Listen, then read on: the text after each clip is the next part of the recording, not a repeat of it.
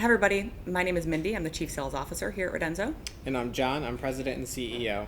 So, we're going to take a little time today to answer one of the biggest questions we get on our support line or from our dealers or enthusiasts. The differences between the ALP TX sensor and the RX sensor. And you can see side by side here, there's definitely a difference in size, and there's an allure to the TX being a newer technology. We wanted to just dissect a little bit more about what are the pros and cons of having a TX sensor. Because a lot of times people see that smaller size and they say, I want 5 TX sensors, and they'll call us and ask if you can do that. And we'll talk about a little bit later why you can't. That's not really the case. It'd be cool though. Yeah, it's exactly as you said. This is by far and away one of the most common support questions that we get. Yeah, so talk a little bit about how it came to be. Yeah, so I think everybody, or at least most people, are probably familiar with the standard RX style sensor, as we call it. Just a traditional laser jammer sensor. You guys have probably seen these on not just AL Priority, who really originated this style sensor, but also Escort and K40, who kind of riffed off of this same sensor later on, kind of following that same technology. From a cosmetic standpoint, I think that's important to say. That's correct. Many have tried, but none have succeeded to actually reverse engineer the secret sauce that makes the AL Priority the best. But it's the same general concept that everybody's been trying to do. So just as AL Priority pioneered this old type of laser jammer back in the day, once again, they've taken a step forward and pioneered another world first. And this TX sensor really is totally unique, not just in how small it is and how it looks, but how it functions. And there's nothing else like it in the market that's even remotely close, not just from a performance standpoint, again, but from a technology standpoint, which we'll talk about. Yeah, so there's really 3 major benefits to why you'd want to run a TX sensor. And like I said, we'll go into the situations when it's smart to be using the sensor and when it's not. But the receive sensitivity that this has is incredible. The transmit power that it has. Well, the whole system when the TX is there, yeah. Yes, and the coverage that the TX head provides is unparalleled to anything else. So talk about the if you're running an RX and TX combo, because that's a super common thing. You'll want to run a TX sensor with 2 RX sensors, right? These little guys out, bubbles out. This is a very, very common setup on a front of a vehicle or even the back of some SUVs or larger vehicles. What are the benefits of running that setup? So I know it sounds strange to hear, as Mindy said, you have more receive sensitivity in your system when you're running a transmit-only sensor. That seems like it doesn't make sense on the surface, but it actually does. And in order to understand why that's the case and why a TX sensor performs the way it does, I think it's important to understand how a standard normal sensor works first. That way you can see the difference. Yeah. So with these sensors, these have one transmit diode, which is actually located behind the flat part of the front acrylic lens, and a receive diode, which is behind the bubble-shaped lens. Now, that does bring up one important point, too. A lot of times, some dealers think that everything is located behind this little bubble, so they ask, hey, can we paint over the flat part? Unfortunately, you can't. There is actually a laser diode located behind the flat part. So the whole face of the sensor does always have to be visible. But the takeaway is that the RX sensor has one diode to transmit and one diode to receive. Now, the reason that you need 3 of them in the front of a car to jam the Dragon Eye gun is because the system, the way that it actually operates, is pretend that we had 3 RX sensors here. We'll pretend that the GPS is actually a receive. Is that the middle sensor will be disabling the transmit when hit by the Dragon Eye gun. This only job of this middle sensor is to receive.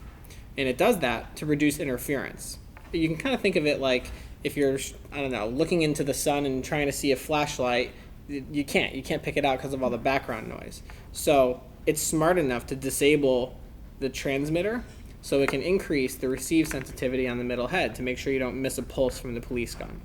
Then these outer 2 sensors will actually take turns firing back. So when you're hit by a Dragon Eye gun, to recap, the middle sensor receives, the outer 2 transmit. With a TX sensor, everything is flipped. The reason why you have increased receive sensitivity when you're using a TX sensor is because these guys, the outer 2 normal RX sensors, actually disable the transmit to receive. So before you had one receiver, Now you have 2. And the reason you can get away with that is because the TX sensor has 3 transmit-only laser diodes inside. So instead of having 1, you have 3 of them. So these diodes can just take turns firing incredibly fast. They interleave, it's called, back and forth, 1, 2, 3, 1, 2, 3, 1, 2, 3. And because this is such a powerful sensor and has that many laser diodes, these guys can focus just on receiving. And what direction are these laser diodes firing? That's a good question. So inside of a normal head, the laser diode that transmits is oriented horizontally. So that means that it's going to cover more left to right than it will up to down. That's why we always tell people if you're running normal RX sensors, you don't want to install them vertically because you're going to sacrifice coverage on the headlights. Sure. Now, a TX sensor takes that one step farther, and because there's 3 diodes inside, it orients some of them horizontally and some of them vertically.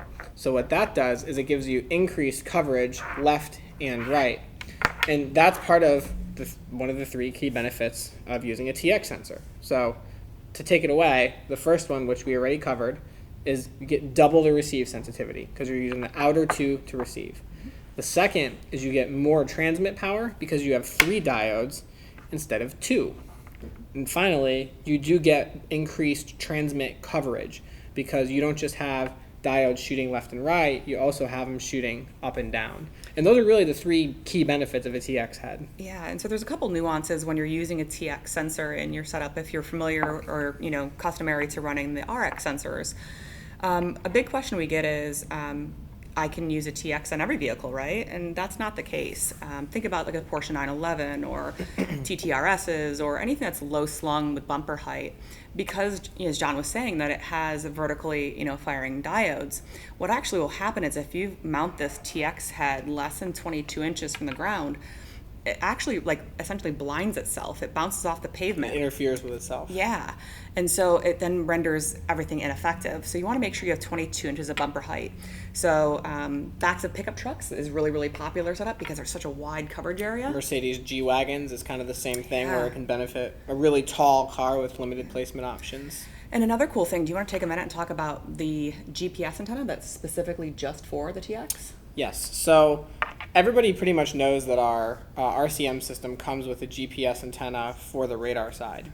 One of the quirks for using a TX sensor in an AL priority system is that you do need to install a second GPS antenna.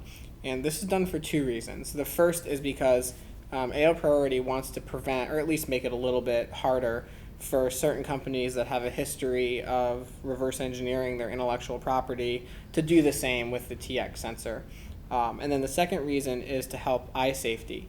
So because you do have 3 of these high-powered diodes in a very close space, you don't want customers to be testing these things constantly with laser and then looking right in them and trying to see. People do it, believe me, and that is an eye safety problem. So the AL priority uses this GPS to prevent the TX sensor from firing unless you're going a certain minimum speed. I like to err a little bit on the high side and tell people to at least go 30 miles per hour. Otherwise, it's not firing. It is technically slightly lower than that, but you never know with different tire sizes and speedometer calibration. So the Radenso rule of thumb is that the TX sensor will not fire unless your car is going 30 miles per hour or more. Yeah. So an interesting call we'll get sometimes too is, so I want to run, let's say this configuration up front, 2 RX and a TX and maybe the exact same setup in the back. Let's pretend it's a Raptor pickup truck or a larger SUV. Would you need 2 GPS antennas then? No. Nope, the system only needs 1. Yeah, which is kind of cool. When you purchase the rear ALP TX head through us, it comes with a splitter. If you guys are familiar with the port number of ports, it has 5 ports in the ALP CPU. 3 for the front, 2 for the rear. So with the included splitter, allows you to be able to run your 3 heads in the rear and 3 heads in the front, which is a nice. And that is kind of an important distinction that I want to make. I know that among all the manufacturers, it's always been a hot button issue. How many sensors do you need to jam the Dragon Eye? Yeah. And we ship 3 in the front as a minimum because that's what you need, 3 RX sensors on the front. But the rear of the AL Priority CPU only has 2 ports. So that is another benefit for the TX sensor. 2 AL Priority sensors will jam the Dragon Eye to an extent, but it's not going to give you absolute 100% bulletproof coverage on the rear of a large car like the TX will. So this TX can also be used as a way, if you have a customer who just demands the best of the best, even in the rear, to augment the system with an additional head that will make the install completely bulletproof. Yeah. Hopefully this answered all your guys' questions. And if you have any other questions, leave us a comment below. Yep, sounds good. Thanks, guys.